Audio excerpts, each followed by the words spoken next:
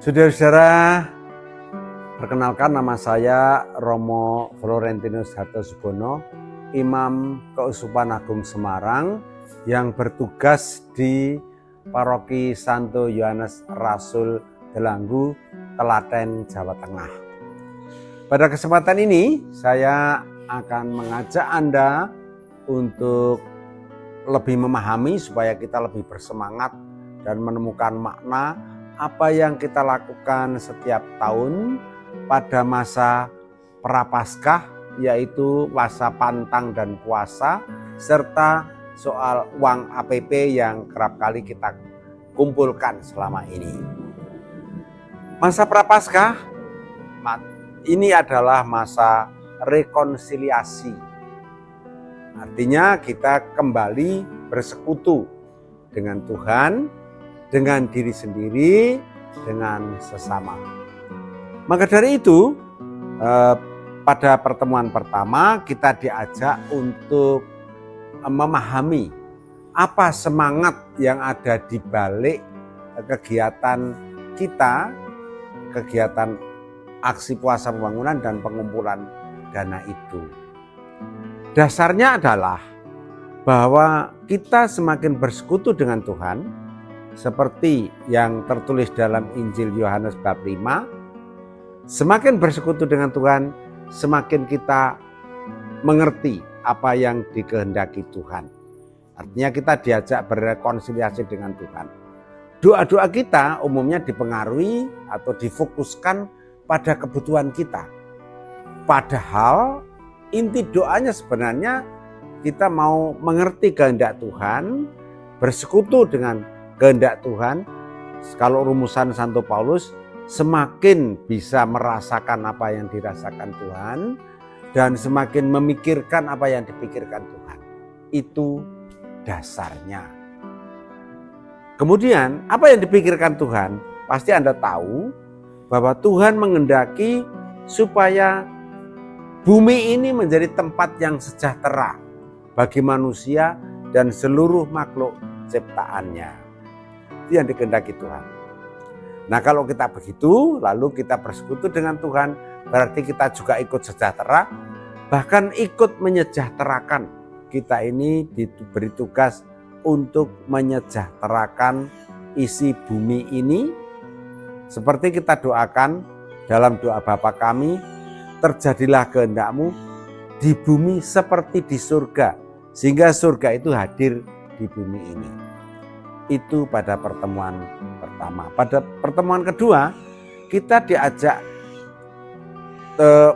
pada pertemuan kedua kita diajak untuk kembali kepada Tuhan. Mohon maaf kepada Tuhan atas apa yang kita kerjakan tidak sesuai dengan kehendak Tuhan. Kita berdamai dengan Tuhan, kembali akrab dengan Tuhan. Pertemuan ketiga, kita diajak akrab dengan diri kita sendiri, selesai dengan diri kita sendiri.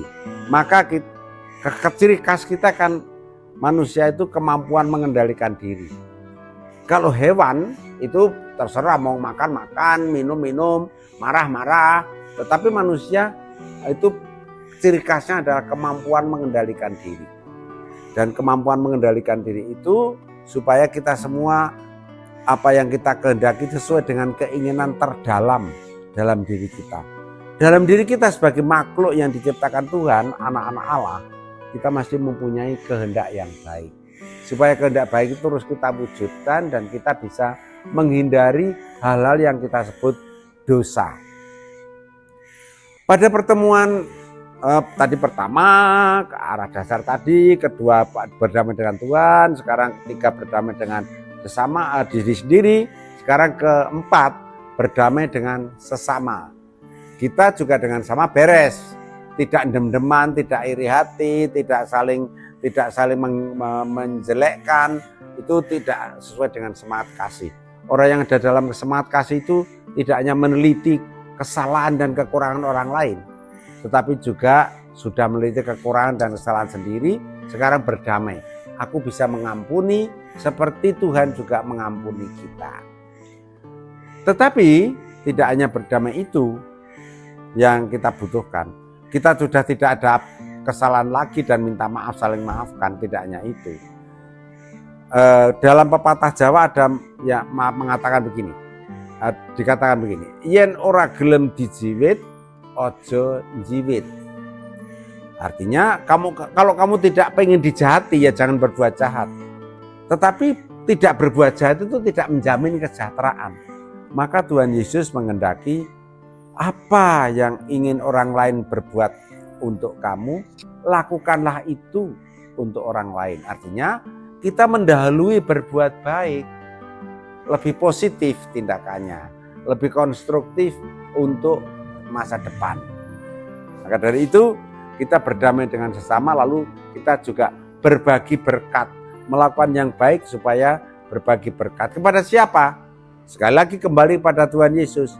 Kalau Tuhan Yesus itu hidupnya dulu selalu dekat dengan orang lapar, orang sakit, orang yang sedang kebingungan, dirasuki setan, lalu juga orang-orang tersingkir, orang miskin, bahkan orang-orang berdosa. Lalu kita juga berdamai dengan mereka, menjadi saudara kita, lalu kita berbagi berkat itu. Kemudian pada pertemuan kelima kita diajak untuk mengerti seberapa uang yang dikumpulkan itu. Sedikit-sedikit tetapi untuk seluruh Indonesia jadi cukup banyak.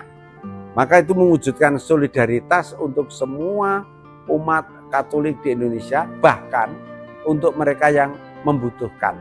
Sehingga kesejahteraan itu bisa menimbulkan pengharapan. Dengan APP ini ada orang bisa berharap untuk menjadi lebih sejahtera karena mendapat bantuan dari orang lain. Maka dari itu pada pertemuan kelima kita juga diajak mengerti bagaimana kita mengakses bantuan-bantuan yang sudah kita kumpulkan itu. Kita ingat apa yang dikatakan oleh Monsinyur Kardinal Justinus Darmoyono, sedidik ora ditampik oleh saya pikoleh, sedikit disyukuri, banyak mencukupi. Pada kesempatan berikutnya kita kemudian akan masuk dengan pekan suci dan merayakan wafat dan kebangkitan Kristus yang menjadi dasar dari keselamatan kita.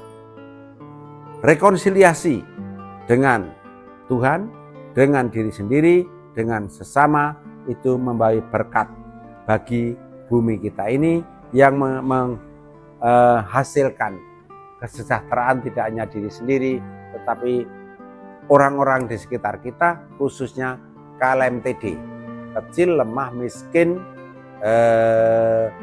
tertinggal, dan difabel.